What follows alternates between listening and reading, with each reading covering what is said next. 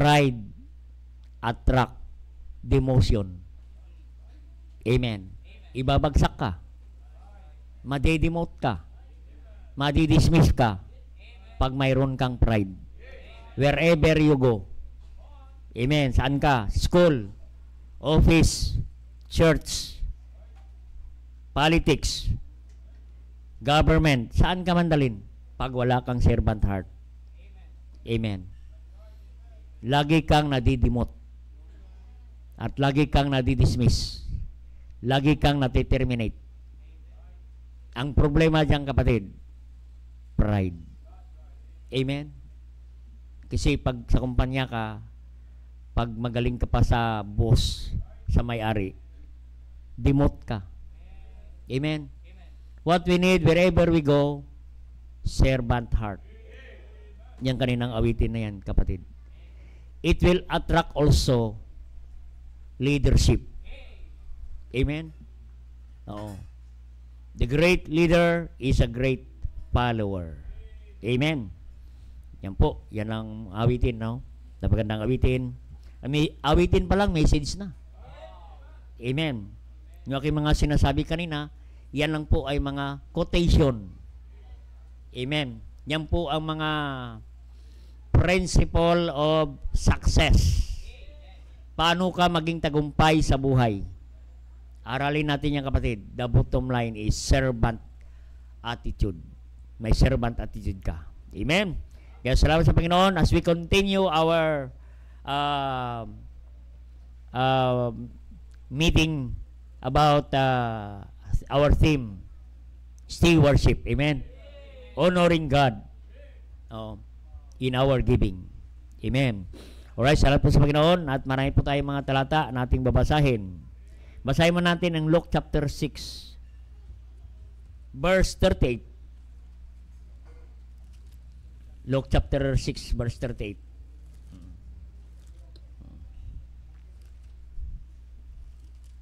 Very familiar verse.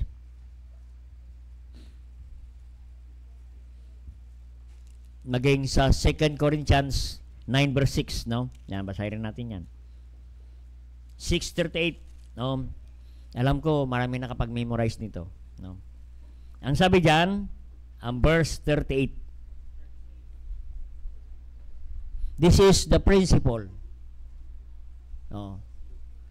This is a principle. Kung ito ay apply natin sa ating buhay, pagpalain po tayo ng Diyos. Basahin natin sabay-sabay.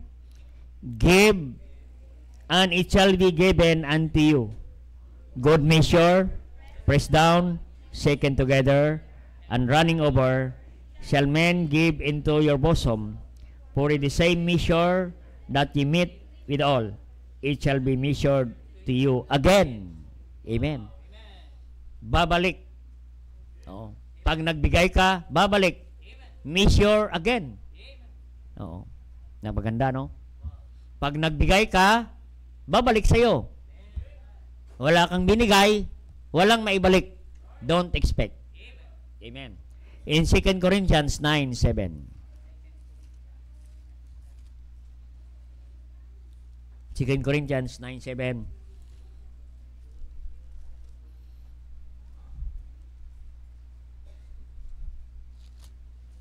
Yan, 9:7. Pero ano lang.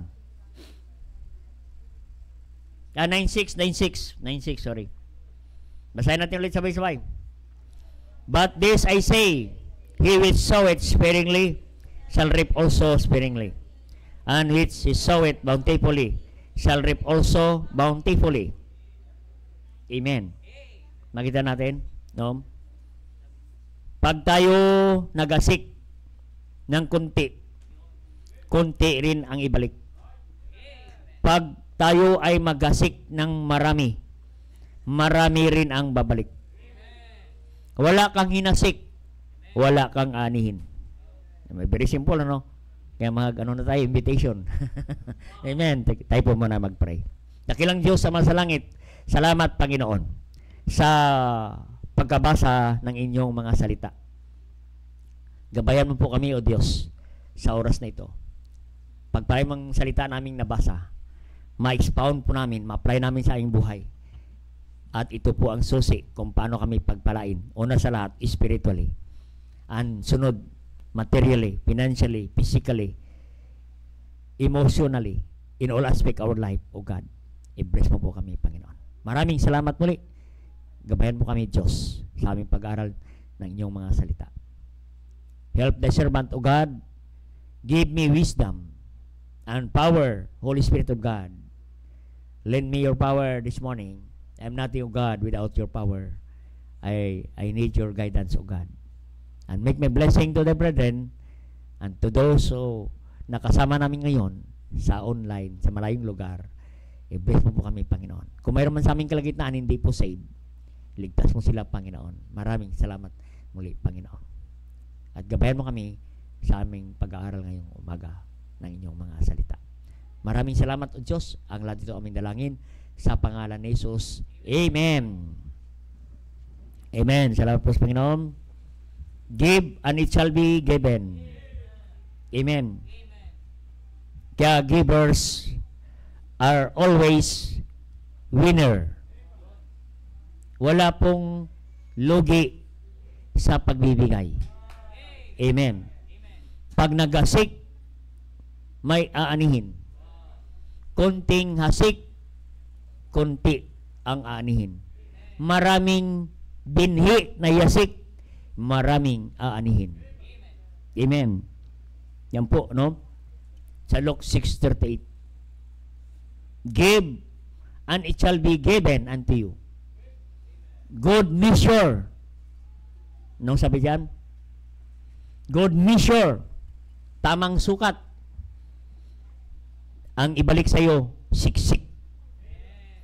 Pag nagbigay ka ng siksik, tatanggap ka ng liglig. Amen. Pag nagbigay ka ng liglig, tatanggap ka ng umaapaw. Kasi yan po ang sukatan. Kung ano ang sukat, yan din ang sukatan ng Diyos. Amen. Kaya kung malaki ang sukatan mo, malaki rin ang ibabalik ng Diyos. Amen. Kung baso ang sukatan mo, baso rin ang ibalik. Isiksik niya lang. Papawin niya lang. Kung timba ang gamit mo, timba rin ang gamitin ng Diyos. Kung kutsarita lang ang ginagamit mo, amen, ay kutsara ang ibalik. Pag kutsara, ibabalik niya pala. Amen. Pala ibalik, lumalaki. Amen. Pag pala ang ibalik, ang ibibigay natin sa Diyos, ano na ang ibibigay ng Diyos sa atin? Amen. Bulldozer na. Amen. Okay, salamat po sa Panginoon. Givers are always winner. Amen. Walang lugi pag ikaw mapagbigay. Amen. Kaya mga kapatid, the author of giving is no other than the Lord Jesus Christ. John 3:16, for God so loved the world, He gave His only begotten Son. Whosoever believe in Him should not perish but have everlasting life. Our God the Father in heaven is the author of giving. He gave His only begotten Son. At tayo po ang resulta ng pagbibigay ng Diyos. We are the result of His giving. Kaya tayo ay naligtas. Amen. Sa biyaya ng Diyos. Kaya nagkaroon tayo ng kaligtasan. Amen. Kung ang pagbibigay ay pag-usapan, yan ay usapin ng mga mananampalataya na nakakilala sa Diyos. Amen. No, kaya kung hindi mo patiyak ang langit at buhay na walang hanggan at hindi ka pa mananampalataya, aba, mga kapatid, ang pagbibigay ay para sa anak ng Diyos. Amen. Kung hindi pa anak ng Diyos, you need to be saved. You need to be born again. Amen. Dahil tayo ay mapapahamak sa impyerno. Tayo ay patungo sa impyerno. Amen. Sayang lang po ang ating pagbibigay kung ang ating kaluluwa ay patungo sa impyerno. Amen. Anong pakinabang ng ating pagbibigay O kung ating kaluluwa ay mapahamak sa impyerno, for what shall profit a man if he shall gain the whole world and lost your own soul? Amen. Kaya yun ang pagbibigay, kapatid, no? Kailangan ikaw muna ay maging Kristiyano. Totoong Kristiyano. And many today claim that they are a Christian. Tanungin mo, kapatid, puro sila Christian. We have a jail ministry. Tanungin mo sa kulungan, Kristiyano. Punta ka sa sabungan, Kristiyano din. Kahit saan. Tanungin mo, are you a Christian? Yes. Pangalawang follow-up na tanong, are you 100% as Christian, are you 100% going to heaven when you die? Yun na, alanganin. Amen. Yan ang dahilan kung bakit ang ating Panginoon Kristo pumarito sa lupa, kapatid. For the Son of Man is come to seek and to save that which was lost. He seek us and to save us. Because we are lost. Lost. We don't know kung saan tayo patungo. Amen. Wala po tayong direksyon sa ating buhay. And praise the Lord, nung tayo tumanggap kay Kristo at sumampalataya sa Kanya, ay mayroon na tayong buhay na walang hanggan. At may katiyakan tayo kung dumating man sa atin ang kamatayan. Tanda natin, we are all die. Lahat po tayo mamatay. Amen. Ang maganda, kapatid, ay mayroon tayong katiyakan ng langit at buhay na walang hanggan. Even we die on earth, we continue live in heaven. Yan maganda, continuous ang buhay natin. Amen. Pag ikaw ay ligtas. Ay kung hindi ka ligtas, continuous din ang buhay mo doon sa impyerno.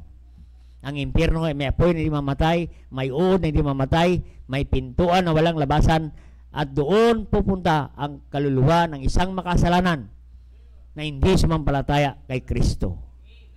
Amen. Sa Revelation 21 verse 8. But the fearful, the unbelieving, the whoremongers, the idolaters, and all liars, whoremongers, have their part in the lake of fire with brimstone, which is the second death. Amen. That's why we need second birth. Because there are two kinds of death. First death is physical death, and second death is spiritual death. That is the death of our soul.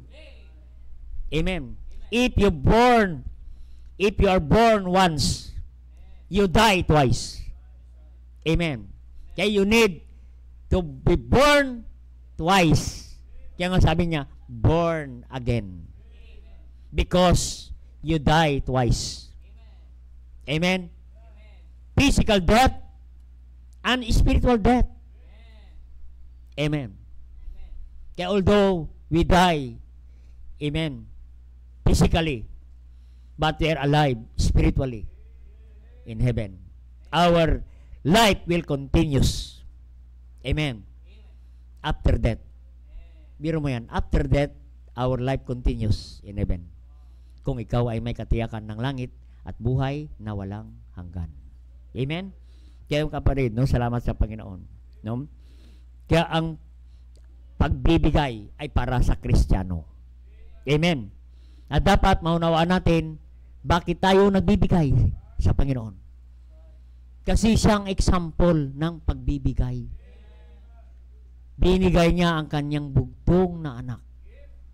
Amen. Walang iba kundi ang ating Panginoong Kristo para bayaran ang ating kasalanan doon sa krus ng Kalbaryo. Amen. Ang maganda, kapatid, ang pagbayad ng Panginoong Kristo sa ating kasalanan, kompleto. Hindi hulugan, installment. Ang sabi niya, it is finished. Sa Greek word, telestai. No? Sa English meaning, full payment. Full payment. Full paid na ang ating kaligtasan. Amen? Kaya ang ating mga ginagawa sa gawain ng Diyos, yung ating pagbibigay, hindi po yan tambayad. We give because we love the Lord. Because He first loves us. He died in the cross of Calvary in Romans 5:8. But God commended His love towards us in that while we were yet sinners, Christ died for us. He paid all our sins. Amen? Kaya maganda, kapatid. Manawaan pa natin kung bakit tayo nagbibigay. Kanino tayo nagbibigay. Amen? No? Kaya salamat sa Panginoon. No? Nagbibigay tayo hindi kanino man, kundi sa ating Panginoon. Amen? Kaya kung hindi mo ba maunawaan, no? Kung hindi ka pa makaunawa kung bakit tayo nagbibigay, ay huwag mo munang magbigay. Amen? Hintayin mo na maunawaan mo ang prinsipyo ng pagbibigay. Amen? At sa pagbibigay, kapatid, hindi ka lugi. Oo. Lagi ang nagbibigay ay laging panalo. The giver is always a winner. We never lost our giving. Bawat binibigay natin, there is always eternal value. Amen. Yung nagawa natin last tong week, Sunday School, room, marami pong kaluluwa dyan, mabago ang buhay, maligtas. Amen. Yes. At isa ka sa ginamit ng Diyos. Amen. Isa ka sa ginamit ng Diyos. Ay, bilala mo sa time. Ginamit ka ng Diyos sa pagbibigay. Amen. Kaya tayo ay maging matapat na katiwala ng Diyos. Faithful steward. No? At ang faithful steward, ayan po ang mga anak ng Diyos. Amen? Kaya, laging panalo ang nagbibigay. No? Maging ang ating pambansang kamao, si Manny Pacquiao, naniwala dyan sa prinsipyong yan. Kaya, naging milyonaryo siya. Yumaman siya. Pinagpala siya. Bakit? Lagi siyang nagbibigay. Amen. Lagi siyang nagbibigay. Sa larangan ng boxing, pag lagi kang nagbibigay, lagi kang champion. Kung lagi kang tanggap, lagi kang knockdown, lagi kang knockout at blackout. Amen. Makita natin, kapatid. Oo. Boxing pa lang yan. Amen. Yan po ang prinsipyo. Oo. Kung lagi kang nagbibigay, panalo. Kung lagi kang tanggap, amen, basag ang mukha natin. Kung lagi ka na lang tanggap ng tanggap. Amen. Kailangan, lagi kang magbibigay. It is more blessed to give than to receive. Amen. Naiba yung mukha mo kung lagi kang receive. Amen. Oo. Maga ang mukha natin. Pag lagi kang tanggap, kailangan lagi kang nagbibigay. It is more blessed to give than to receive. Amen. Yan po. Dapat maunawan natin kung bakit tayo nagbibigay. Amen. Sa unang puntos, bakit tayo nagbibigay? No. Giving is a chance to please God. Amen. Yan po. Ang pagbibigay ay pagkakataon na. It is your chance. It is your opportunity. Amen. Na mapasaya mo ang Diyos to please God. Yan po ang dahilan. Hindi tayo nagbibigay dahil maraming project. Hindi po maubos ang project. Kaya po tayo nagbibigay dahil gusto natin maluwalhati ang Diyos. Gusto natin magbigay kasi malugod ang Diyos dahil nagbibigay para mapasaya natin ang Diyos. Amen. Mapasaya natin ang Diyos. Amen. In John 8:29. John 8:29. Anong sabi diyan? Ani, he that sent me is with me.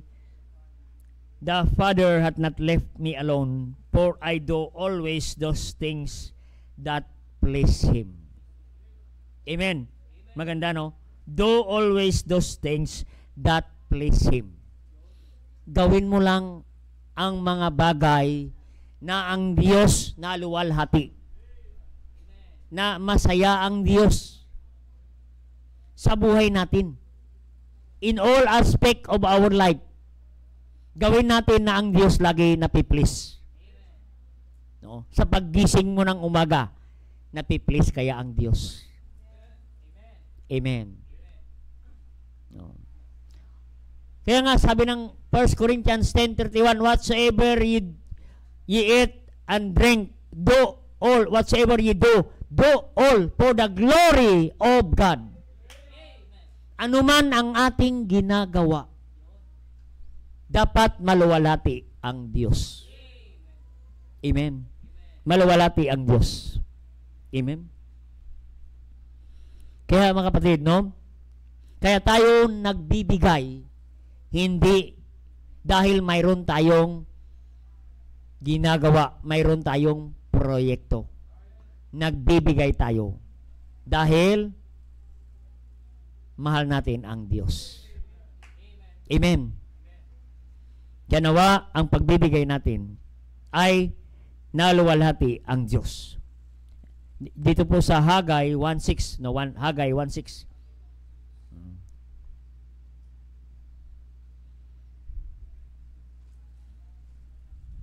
Haggai 1:6.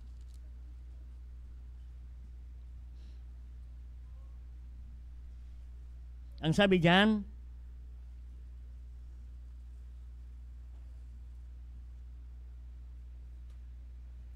ye have sown much and bring little. Ye eat, but ye have enough, not enough. Ye drink, but ye are filled with drink. Ye clothe, but there is none warm. He earneth wages, put it into the bags with holes. Amen. Sabi ni Haggai, lagi kayo nagtatanim, konti lang ang ani. Kumakain kayo, hindi sapat. Amen. Walang take out. Kulang. Yuklot. Amen. Kulang sa damit. Amen. Ngayon, maganda na ang damit. Amen. No? Ganon. May sahod. Pero sabi niya, ang sahod ninyo katulad ng nilalagay ninyo sa isang bag na may butas. Amen. Kaya nga sabi ni Haggai sa mga anak ng Diyos, they say the Lord of hosts, consider your ways. Amen. Consider your ways. Amen. No? Kasi dito po sa panahon ni Haggai ay panahon, no? Sabi ni Haggai, panahon na tayo natin ang templo ng Diyos. Sabi ng anak ng mga Kristiyano, manampalataya, hindi pa panahon na magtayo ng templo ng Diyos. Ibig sabihin, pinabayaan nila ang templo ng Diyos. Amen. Ang pinaganda nila, yung kanilang tahanan. Pero yung templo, sira-sira. Amen. Kaya maraming Kristiyano, hindi makapunta sa simbahan. Sira-sira ang templo. Kaya doon na lang sila sa bahay nila kasi mas maganda ang bahay nila kaysa templo. Ang magandang prinsipyo, mga kapatid, pagandahin natin ang templo ng Diyos para palagi ka sa templo. Kasi kung ang templo ng Diyos mas maganda pa sa iyong bahay, doon ka palagi sa bahay mo. Where your treasure is, where your heart also.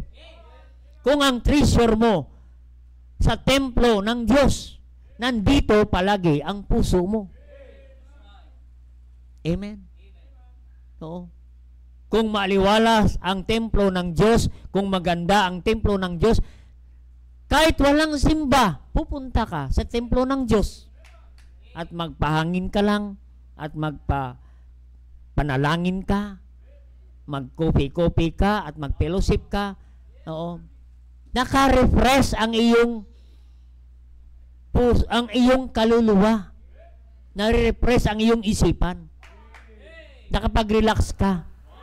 It will bring comfort your soul to your soul. Kaya dapat pagandahin natin ang templo ng Diyos. Kung mayroong magandang lugar, walang iba kundi ang templo ng Diyos, ang kanyang simbahan. Amen. Kaya salamat sa Panginoon. So, talagang dinidisenyo, mitikuloso ng ating arkitekto kung paano mapaganda. Amen?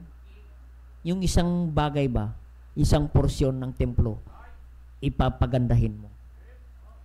Amen? Yung pagpunta mo sa templo, magpipicture taking ka muna, magmamayday ka muna bago umuwi. Amen? Kaya kapatid, yung investment ninyo sa templo ng Diyos ay hindi sayang. We build this temple, no, not for us only, but for the next generation. Amen. We build temple for the next generation. Amen. Nandito na ang mga next generation. Whether we like it or not, sila po ang papalit sa atin. I cannot stand behind this pulpit forever. One day, I will expire. Ayun, isa lang nag-amen. Amen. Amen. Kaya makita natin, kapatid, that we need to train next generation to serve and love God. We teach our children to love God. Amen. Love the Lord thy God with all thy soul, with all thy heart, with all thy soul, and with all thy might. Amen. Yan ituro natin sa kanila, kapatid. No? Kaya kapatid, bakit tayo nagbibigay? Because giving is a chance to please God. Diba? Pagkakataon mo na i-please ang Diyos. No?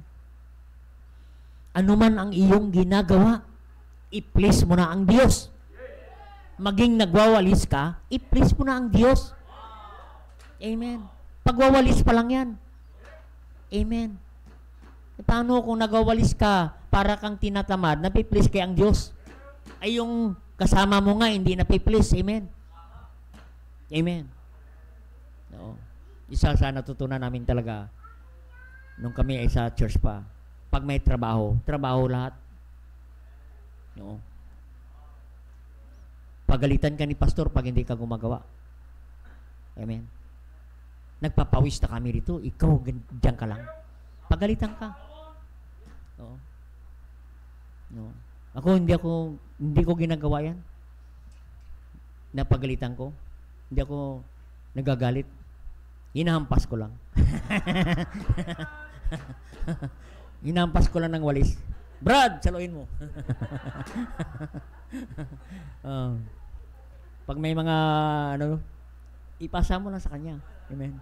Kunwari pinapasa mo, puro yung wala, binabato mo na. Amen. Giving is a chance to please God. Serving the Lord. May our service please our God. Colossians 3:23. Maganda, kapatid, sa paglilingkod pa lang sa Diyos, mapiplease mo na ang Panginoon. Yung matuwa ang Diyos. Because our God is our master. Our service, please our master through our service. Amen. Colossians 3:22. Servant, obey all things your master according to the flesh, not with thy service, men pleasure, but in singleness of heart, fearing God. Hindi tayo men pleasure. Mapi-please natin ang Diyos. Huwag tayong magpakita ng kasipagan dahil maraming tao. Ipakita mo ang kasipagan mo kahit walang tao, walang nagpupuri sa atin. Dapat ang paggawa natin ay mabigyan natin ng kapurihan ang Diyos. Whatsoever you do, do it heartily as to the Lord. Ginagawa natin yan para sa Panginoon. Hindi kanino man. Amen. Kaya kung ginagawa mo yan para sa Diyos, you do it heartily. You do it with love. Kaya nga may labor of love. Amen. Kasi ang labor of love, walang oras. Amen. Mahal mo ang Diyos eh. Amen. Tandaan natin, kapatid, naglilingkod tayo. Sabi niya, do it heartily as to the Lord. Naglilingkod ka sa Diyos. Amen. Dapat nakilala mo kung sino ang master mo, ang boss mo, na pinaglilingkuran. Amen. Hindi po tayo naglilingkod kay mayor, kay governor, sino mang senator, kay presidente na. Hindi po naglilingkod tayo sa King of Kings, the Lord of Lords. Amen. Yan ang pinaglilingkuran natin. Amen. At ang paglilingkod natin sa Diyos is the highest calling. Philippians 2. Saan ba yun? Highest calling. High calling. Then makita nyo? Hindi ko na ano.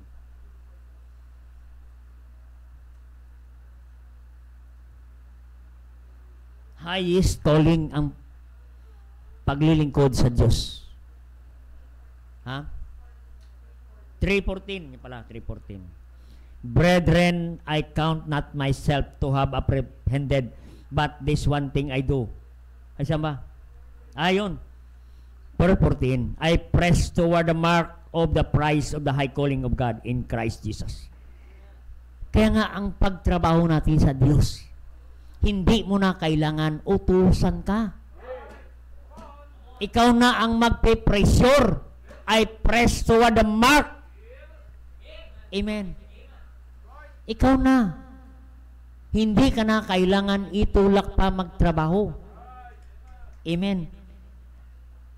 Ano ang nagtutulak sa'yo?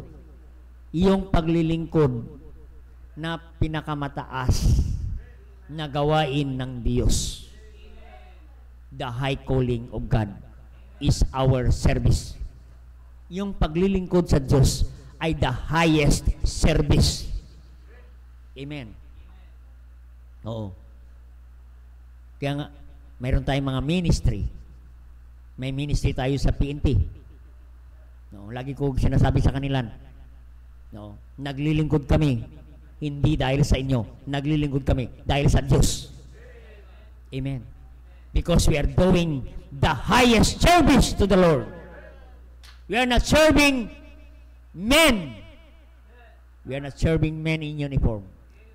We do this because we are serving God. Amen. The King of Kings, the Lord of Lords. Dapat makilala natin kung sino ang master na pinaglingkuran natin, kapatid. And our service, our effort and sacrifice, kapatid, is the highest service. Ito na. Wala na ang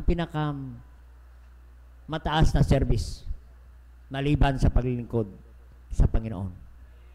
Kasi ang paglilingkod natin sa Panginoon, kapatid, may resulta. Mayroong naliligtas. Ang paglilingkod natin sa labas, kahit anong efforts natin dyan, walang naliligtas.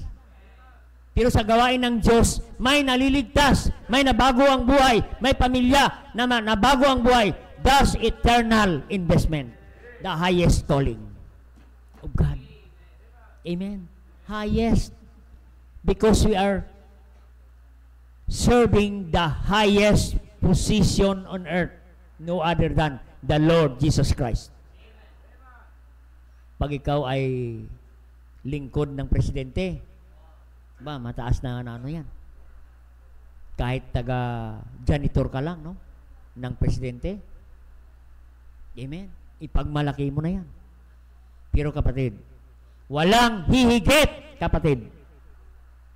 Kahit janitor ka lang, taga-linis ka lang, taga-drive ka lang, usher ka lang, taga-awit ka lang, kapatid, yan po ang inaawitan natin, ay hari ng mga hari.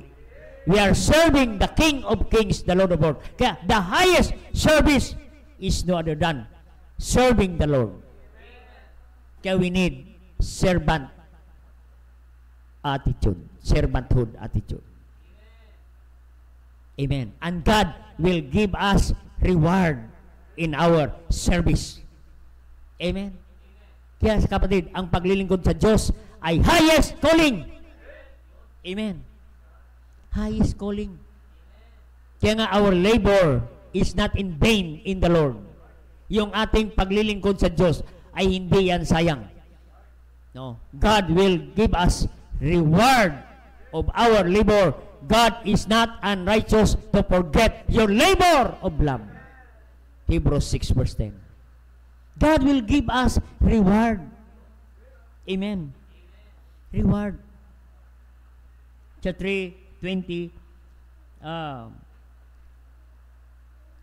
24, no? Colossians 3. God will give us reward. God will pay our service. Amen. Ang sabi diyan, 3:14.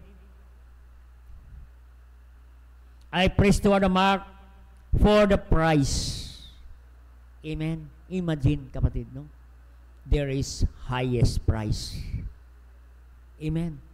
In our service. Pag naglingkod ka sa Diyos. Amen. Nang totoong paglilingkod. Because this kind of service is the highest kind of service. God will pay us. God will reward us the high price. Amen. High price. High calling. Amen. Kaya kung high price, hindi ka pabayaan ng Diyos. Amen. Amo mo ang Diyos.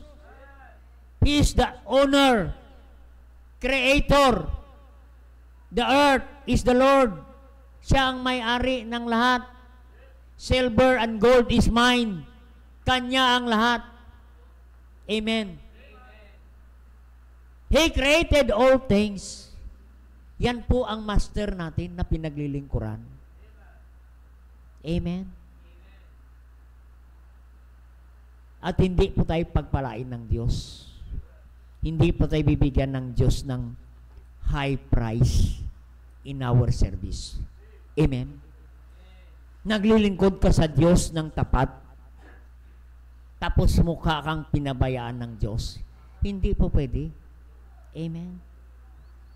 Naglilingkod tayo, ibigay mo lang sa Diyos na ang Diyos masaya sa ating paglilingkod sa Panginoon.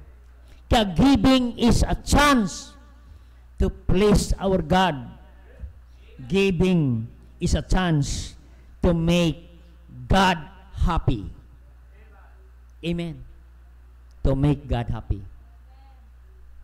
See to it na ang pagbibigay natin, mapasaya mo ang Diyos. Amen. The question today, masaya ba ang Diyos sa iyong paglilingkod? Oh. Kung i-rating ka ng Panginoon, 1, 2, 3, 4, 5, saan ang rating mo? Amen? Sa pagbibigay natin, ano ang rating natin sa Panginoon? Amen? Tayo ba excellent in our service or we are very poor in service? Amen? Kailangan mapasaya natin ang Diyos. Whatsoever ye do, do all for the glory of God. Maging sa ating pagbibigay. mapiplease natin ang Diyos.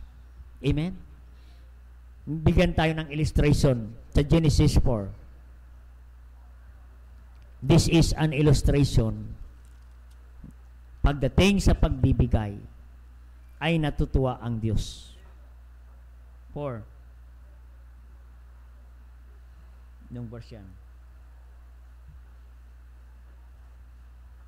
Genesis 4:4. The giving of Abel. And Abel, he also brought firstlings of his flock, and the fat thereof. And the Lord respect unto Abel his offering. Tinanggap ng Diyos ang offering na luwalhati, naging masaya ang Diyos. Oo. Sa pagbibigay ni Abel. Amen. Bakit? He brought the firstlings. Amen. Yung firstlings, yan ang mga hayop. Binigay niya, kapatid. Nagbigay siya ng firstling niya, pinakamaganda, pinakamataba, pinakamalusog. No? Na hayop ang binigay niya sa Panginoon. It means he offered the best for the Lord. And the Lord is pleased. The Lord respect the offering of Abel. Amen. Kaya't ganon sa pagbibigay natin. Maging masaya ang Diyos sa ating mga binibigay. Hindi lang tayo basta nagbibigay sa Panginoon. Huwag lang tayong basta-basta makapagbigay sa Panginoon. See to it na ang ating pagbibigay. Mapasaya mo ang Diyos. Amen. Mapasaya mo ang Diyos. Amen. Katulad ni Abel, na-please niya ang Diyos. Amen. No? Mapiplease pa natin ang Diyos sa ating pagbibigay. Mapiplease pa natin ang Diyos sa ating mga oras. Amen. Oras pa lang. Hindi na natutuwa ang Diyos. Bakit? Ay hindi ka makarating ng on time. Natutuwa kaya ang Diyos. Amen. Kung ang boss mo sa kumpanya, hindi rin matutuwa kung lagi mong pasok, lagi kang late, lagi kang absent. Ang ibig sabihin ng lagi kang late, lagi kang absent, hindi ka interesado. Yan ang ibig sabihin niya, kapatid. Lack of interest. Amen? Yan po ang rating pag lagi kang absent, late sa kumpanya. Amen? Oo. Ikaw ay tagilid niyan pagkaganyan, kapatid. Bakit ka laging late sa kumpanya? Kasi lagi kang late sa church. Because the church is a training ground, kapatid. Dito ka matitrain, kapatid. No. Akala mo hindi ka sinisita pag late sa church. Kaya akala mo naman sa kumpanya, ganun din. Kaya ginagawa mo, kung anong ginagawa mo sa church, yan nga ang nangyari, kapatid. Kaya hindi tayo pagpalain ng Diyos. Kasi hindi tayo nagbibigay, oras pa lamang, hindi na natin binibigay ng excellent time for the Lord. Katulad ni Abel, he gave excellent giving to the Lord. Excellent. Amen. Ang kanyang pagbibigay. Amen. Hindi katulad ni Cain. Anong binigay ni Cain? Saan na yung verse na yan? And verse 3, and the process of time it came to pass, Cain brought the fruit kay Abel, firstlings, may S, marami. Kay Cain, brought the first fruit. Fruit. Ay, hindi pala first fruit lang. Fruit. Brought the fruit. Ibig sabihin, kuripot. Brought the fruit, kuripot. Oh. Amen. Kaya nagalit ang Diyos sa pagbibigay. Amen. Hindi natutuwa ang Diyos sa pagbibigay ni Cain. Amen. Kaya see to it na mapasaya natin ang Diyos sa pagbibigay. Huwag lang tayo magbigay. Kaya maganda, maunawaan mo kung bakit tayo nagbibigay. Bakit tayo naglilingkod sa Diyos. Amen. Maunawaan natin yan, kapatid. No. Anong sabi ni Malakay? Sa Malakay chapter 1. Malakay 1:6. Ibigay mo yan sa gobernador. Tingnan natin muna. Malakay 1:6. Yan.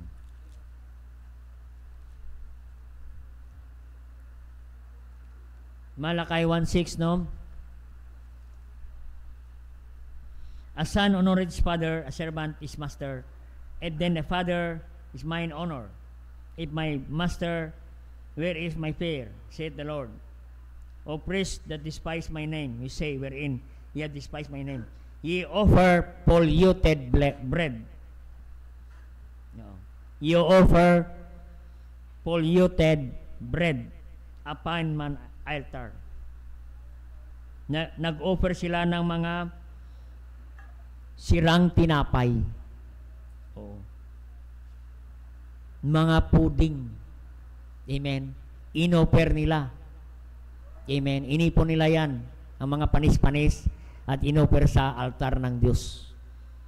Amen. At makita natin, kapatid, no? Ang sabi ni Malakay, i-offer mo yan sa gobernador. The blind for sacrifice. Amen. It is not evil if you offer the lame sick. Offer now unto thy governor. Amen. I-offer mo kaya sa gobernador yan. No. Yung may mga diferensya. Amen. Yung mga panis-panis. Kung siya ay matutuwa. Ganon din sa Diyos. Amen. Oo, hindi rin matutuwa ang Diyos kung ibibigay lang natin sa Kanya ay ang mga tira-tira, mga panis-panis, yung mga wala ng pakinabang at saka natin ibigay sa Diyos. Ibigay natin ang the best sa Diyos. Para ang Diyos mapiplease. Amen, matutuwa. Kaya giving is a chance to please God. Amen, matutuwa ang Diyos sa pagbibigay, sa paglilingkod, sa oras, sa mga talento natin, ibigay mo na ang the best sa Diyos. Amen? Yung mga talent mo, ginagamit mo sa kumpanya, tapos sa Panginoon, tira-tira na lang. Amen? Bigay mo yung the best. Salamat sa Panginoon sa ating mga kapatiran. Nag-absent sa trabaho para mag-sacrifice, tutulong dito sa gawain ng Panginoon. I believe natutuwa ang Diyos dyan. Napiplease ang Diyos. Sabi ko nga kapatid, hindi ka lugi kung isasakripisyo mo ang isang araw mo para sa Panginoon. Alam ng Diyos yan, kapatid. Hindi ko kayang bayaran ang isang araw mo. Pero kapatid, naglilingkod ka sa hari na mga hari. Siya po ang magbigay sa iyo ng sweldo, ng payment, at ang bibigay niya high price. Amen. Hindi ka pabayaan ng Diyos. Hindi ka malulugi, kapatid. Kaya huwag kang matakot magbigay ng iyong oras, ng talento, ng kayong kayamanan sa Panginoon, kapatid. Oo. Dahil ang binibigyan natin, kapatid, hari ng mga hari. Amen. In fact, hindi kailangan ng Diyos ang ating pagbibigay. Mayaman ang Diyos. Amen. Ang gusto niya lang, binibigyan ka ng pagkakataon na mapuri mo ang Diyos sa pamagitan ng iyong paglilingkod, sa pamagitan ng iyong oras, sa pamagitan ng iyong pagbibigay. Dahil yan ang pagkakataon na this is now your chance to please our Master, our God, our Savior, the King of Kings, the Lord of Lords. Amen. Kaya, samanantalahin mo na ang pagkakataon. Laging mape-please mo ang Diyos. Mapasaya mo ang Diyos. Oo. Kaya, make God happy in your service, in your worship, in your singing, in your giving.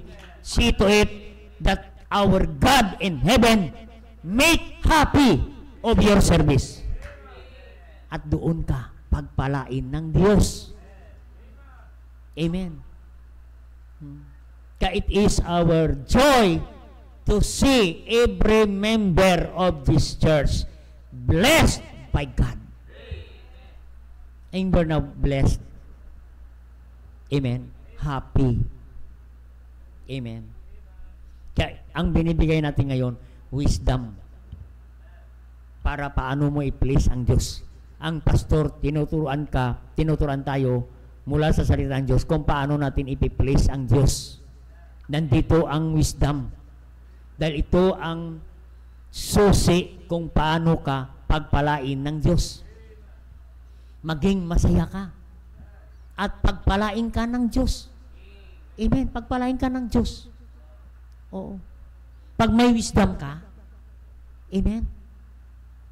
Tingnan sa Proverbs 3:13. Proverbs 3:13.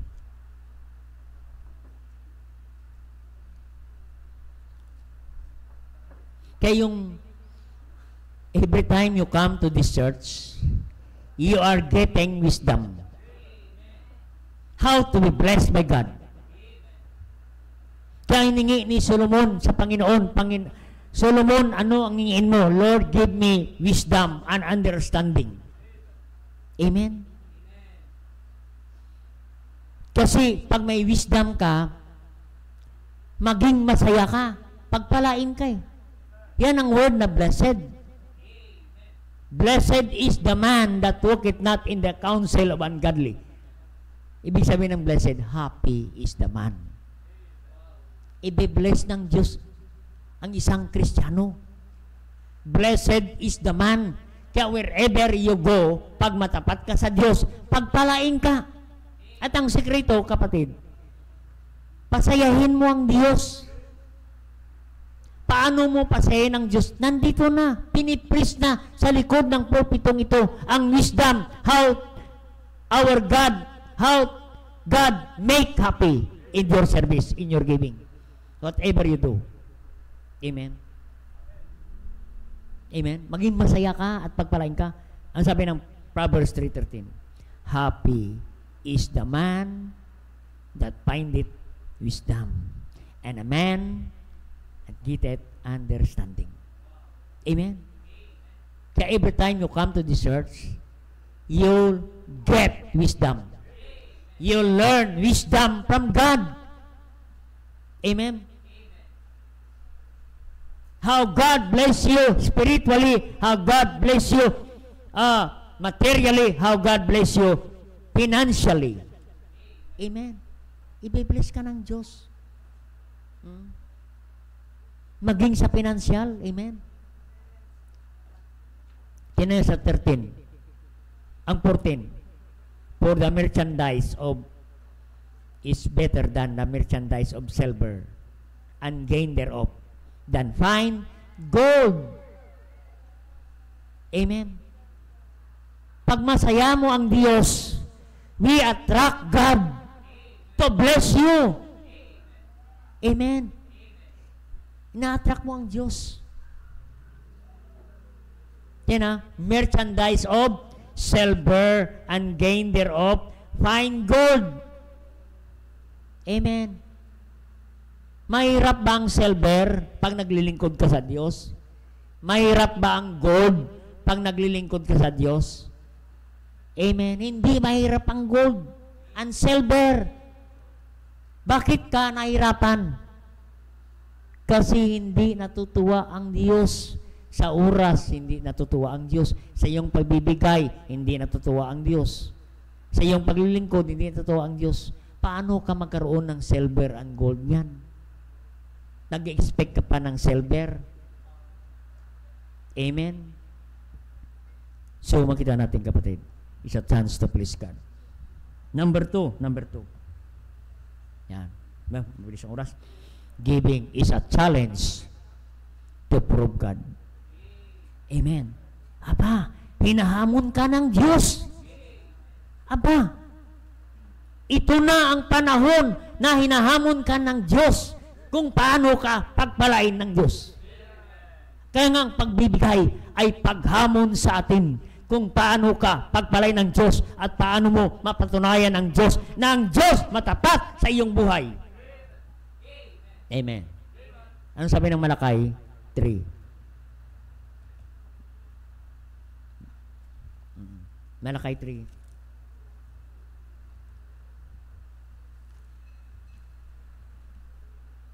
Sabi ng Malakay 3, verse 3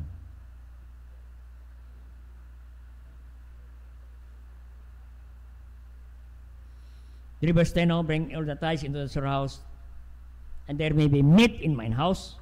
Dito ang word, and probe that there may be meat in mine. Probe me now, herewith, saith the Lord of hosts.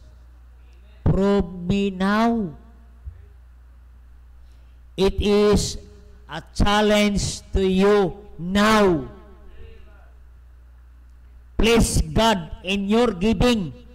Prove Him that He is faithful. He is rich. He owns everything. Amen. Tina-challenge ka ng Diyos. Hinahamon ka. Subukan mo ako, anak. Amen. Subukan mo ako. In fact, hindi na natin kailangan subukan ang Diyos. Kasi ang Diyos subok na. Pero sinabi niya pa rin, prove me now. Amen.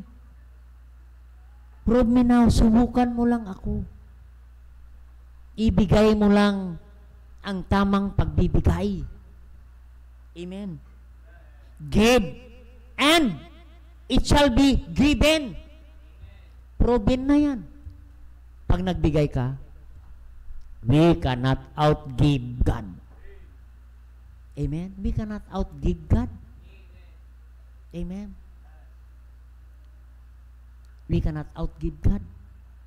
So, pag nagbigay ka, ang iba yung pabalik ng Diyos.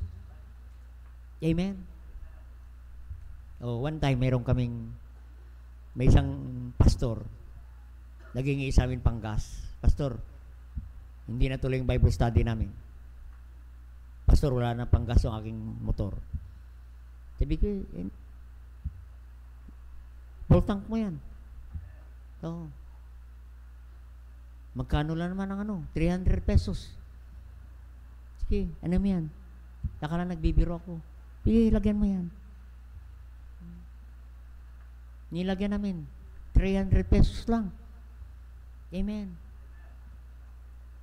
Tuwang-tuwa naman ng pastor. Naging masaya. Amen. Pauwi.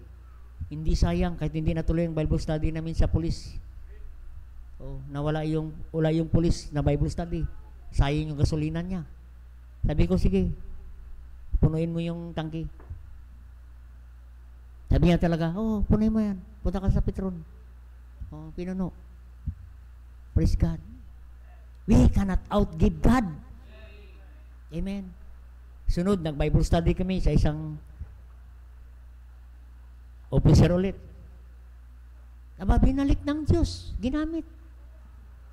Amen. No. Binigay ko sa kanya 100. Ang binalik sa akin 1,000. No. Pastor, punuin mo yung sasakyan mo. Full tank mo yan. Amen. Ay, ang full tank niyan, 4,000. Full tank mo yan, pastor. Motor lang binultank ko. Ang binultank ng Diyos, sasakyan. Malaking tangke. Kaya kwentuhan kami ni si Jowa kasama ko. Si Jowa kasama ko. Kita mo talaga ang Diyos. No? Sino pa kaya ang motor na malagyan natin? Talagang God is faithful. Prove me now. Amen? One time, meron kaming binigyan na, nalala ko lang, may binigyan kaming pastor, naisip ko, binigyan namin ng bigas. Binigyan namin ng bigas. Doon pa sa silang, yung tumulong sa atin dito, na mapabili ang property, yung pastor. Gusto ko naman, maalala ko, binigyan ko siya ng bigas. Isang sako. Diniliver ko pa doon. Malapit na sa Tagaytay. Nung na-deliver ko. No. Pagbalik namin, kapatid, mayroong isang sako ulit. May pinadala, may isang kapatid na nagpadala ng isang sako. Sabi ko, tingnan mo, naghatid tayo, ang Diyos naghatid din ng kapalit. We cannot outgive God. Amen. Alam ko, marami pa kayong karanasan. Ay naranasan ko na eh. Amen. That God is proven. Prove me now. God is challenge us to prove Him. Hinahamon ka ng Diyos. Amen. Kaya huwag kang matakot. Amen. I-challenge ang Diyos. Oo. Ako natutuwa sa mga members natin, na mga estudyante. Pero tingnan ninyo ang kanilang pagbibigay. Amen?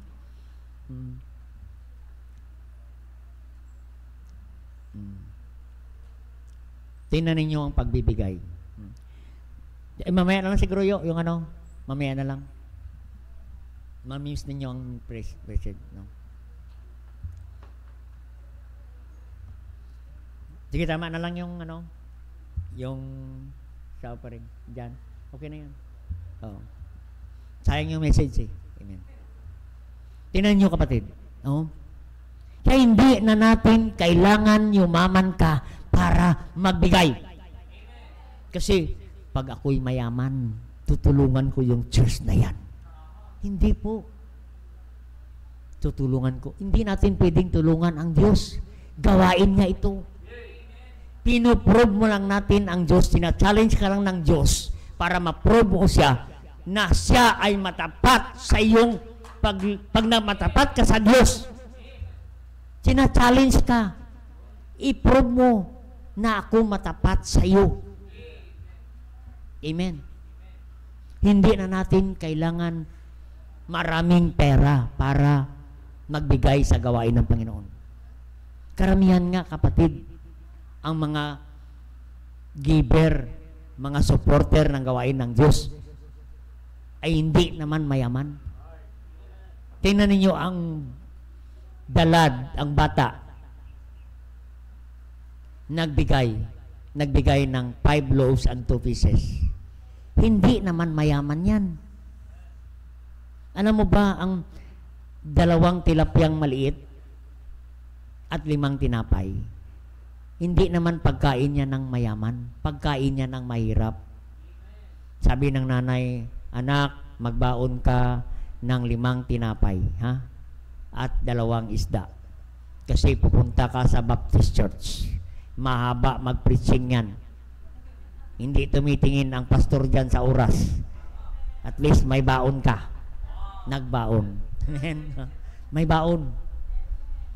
Pagdating doon, kapatid, kailangan ng pagkain. Anong ginawa ng bata? Binigay. Sabi ng Panginoon kay Philip, Philip, may bibilang tinapay? Wala. Oo. Negative, Panginoon. Tinanong niya si Andrew, Panginoon, mayroon dito. Hindi, positive, amen. Panginoon, mayroon dito. Pero nang negative pa rin si Andrew. Panginoon, mayroon dito. 5 tinapay, 2 isda, pero kulang. Hindi kasya. Ganon tayo, di ba, mga kapatid? Hindi pa natanggap ang sweldo, hindi na kasya. Nung natanggap na, lalong hindi kumasya. Nawakan pa lang, naku, kulang na to. Electric bill, water bill, lahat. Baon mga bata, pamasahe. Wala. inatake yung mahawak. Nakulaps. Kulang ka agad. Katatanggap lang, kulang agad.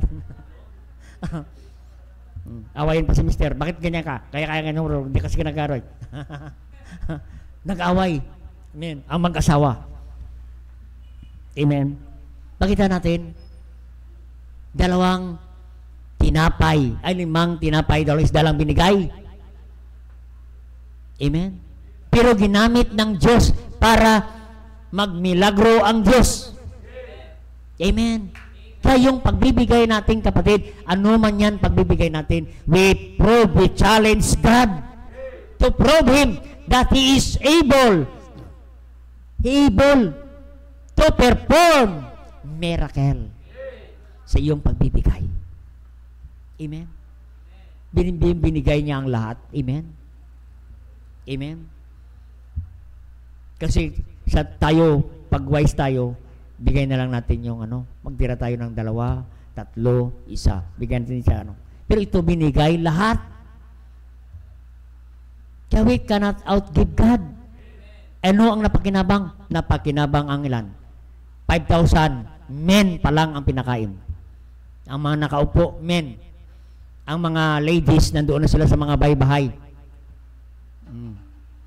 Kaya kung bilangin mo, almost 25,000. Men. Kung may asawa yan, di 10 na. Amen. May 3 anak yan. Amen. 5 times 3. Marami na. Kaya 25,000 lahat. Amen. Nakita natin, kapatid, gumagawa ang Diyos sa ating pagbibigay, maliit man malaki, hindi ang tinitingnan ng Diyos. He want to challenge us to prove Him in our giving. Amen. Noong pagkatapos ng pagkain, ano nangyari? Sabi ng Panginoon sa mga disciple, yung mga natitira dyan, huwag nyo munang iti-take out, ha? Huwag muna kayo mag-sharon. Magano muna kayo. Ipunin nyo. 12 basket. Sobra. Ang pagpapala ng Diyos ay laging running over. Running over. Laging may pasobra ang Diyos. Ilan ang sobra? 12 baskets. Tuwang-tuwa ang mga apostol. Siguro, sa isip nila, tamang-tama siguro to, tag-isa sa atin. 12 tayo. 12. Sabi ng mga Panginoon, ang 12 na basket, i-deliver ninyo yan doon sa bahay ng bata. Amen? Kasi wala pang food panda nung araw. Oo. Ang apostoles, mga disciple ang nagdala. 12 baskets. Amen? Ang maliit na baunan, pinalitan ng Diyos ng basket. Kaya nga, prove God in our giving.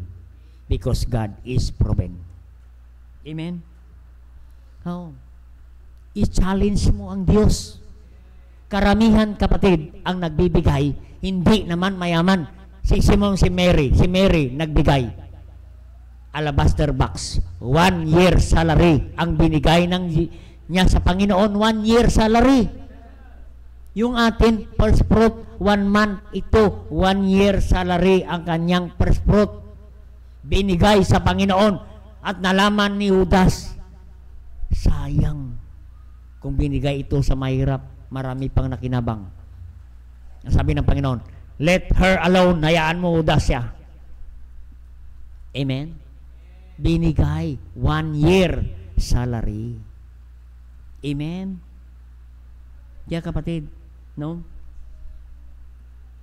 It is proving time ang ating pagbibigay. We want to prove God. Amen? Sa ating pagbibigay. Kaya i-prove mo ang Diyos. Amen? God is already proven. Amen? Proven ang Diyos. Amen? And number 3, giving is confirmation of your growth. Ang pagbibigay ay tanda ng paglago ng Kristiyano. Makikita mo ang Kristiyano lumalago. Makita mo sa record ng kanyang pagbibigay, kapatid. Amen. Ang matured na Kristiyano ay hindi nasusukat kung gaano katagal sa simbahan, kung gaano kakatanda, gaano kabata, kapatid na Kristiyano. Ang sukatan ng paglago ng isang Kristiyano ay i-confirm mo yan, mapatunayan mo yan sa kanyang pagbibigay. Yan ang tanong, kapatid. Lumalago ba tayo sa ating pagbibigay? Nag-i-increase ba ang ating pagbibigay? Amen? Kaya kapatid, no? Yan po, ang pagbibigay ay tanda, sukatan ng ating paglago ng ating buhay Kristiyano. Pag lumago ka espiritual, lalago ka rin pinansyal, kapatid. Amen? Yan po ang prinsipyo ng Diyos. Principle 6:33 of Matthew. Seek ye first the kingdom of God and His righteousness. Unahin mo, kapatid, ang kaharian ng Diyos. At idadagdag niya ang mga pangailangan natin, kapatid.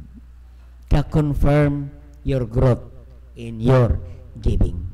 Kaya kapatid, no, giving is a chance to please God. Pagkakataon mo na yan, kapatid, na mapasaya mo ang Diyos. Pasayahin mo ang Diyos.